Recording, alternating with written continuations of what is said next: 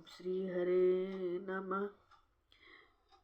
जनक जी की लली, जनक जी की लली, अवधेश की ललनमा। जनक की लली, जनक की लली, अवधेश की ललनमा। झूलाऊ है सखी, झूलाऊ है सखी, सिया पिया के झूलनवा। झूलाऊ है सखी, सिया पिया के झूलनवा। झूलाऊ है सखी।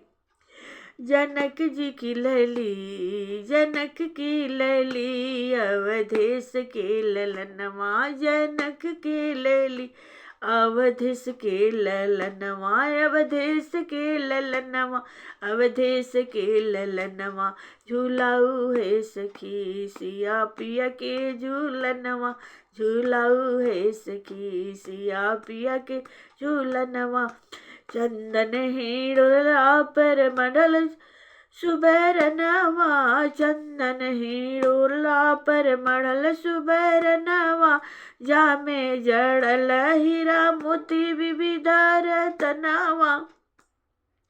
जामे जड़ल बटे हीरा मोती विविध रतनवा।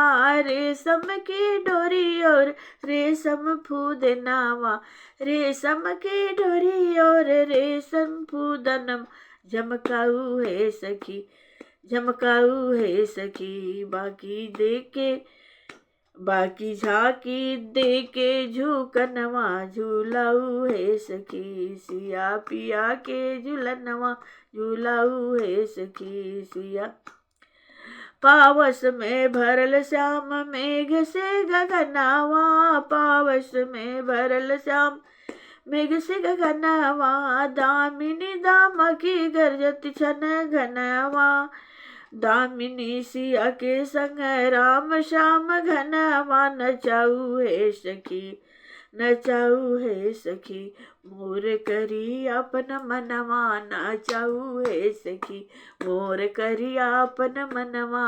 नचाऊ है सखी, सिया पिया के झूलनवा। झूलाऊ है सखी, सिया पिया के। जनक के लली हो, अवधेश के ललनवा। झूलाऊ है सखी, सिया पिया के झूलनवा। झूलाऊ है सखी, पिया के। सोहे बहु रंग दिव्य भूषण भाषणवा। शोभे बहु रंग दिव्य भाषणवा। चपला चमकी जिमी दाढ़ी में दसनवा। अमिया मधुर मृद बोलत हसनवा। हसाऊ है सखी, सिया हसाऊ है सखी, प्रिय बचन रचनवा। झूलाऊ है सखी, सिया पिया के झूलनवा। झूलाऊ है सखी, सिया पिया के झूलनवा। झूलाऊ है सखी, सिया। सखी सब गावत मधुर मृद गनवा। बाजत मृदंग आदि विविध भजनवा।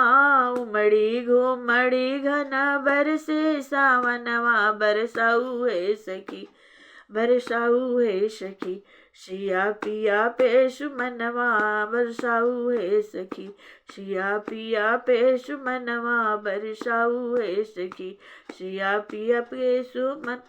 झूलाऊ है सखी, झूलाऊ है सखी, सिया पिया के झूलनवा। झूला जैसे जैसे झूले दुल्हनिया दुल्हावा। जैसे जैसे झूले दुल्हनिया दुल्हावा। दुल्हनिया दुल्हावा हो दुल्हावा। उसे वैसे वैसे वैसे झूमे प्रेम रसिकन के मनवा। वैसे वैसे झूमे, अरे वैसे वैसे झूमे प्रेम रसिकन के मनवा। निरखत निरखत हर्षि होत हिया के हो हरनवा। निरखी हर्षित होत, निरखी हर्षित होत हो हिय के हरनवा। जुड़ाऊ है सखी, जुड़ाऊ है सखी, आपन त्रिसित नयनवा। जुड़ाऊ है सखी, आपन त्रिसित नयनवा। जुड़ाऊ है सखी, झूलाऊ है सखी, सिया पिया के नयन। झूलनवा झूलाई है सखी से। भक्त सिया के गुण गाई गाई हर से।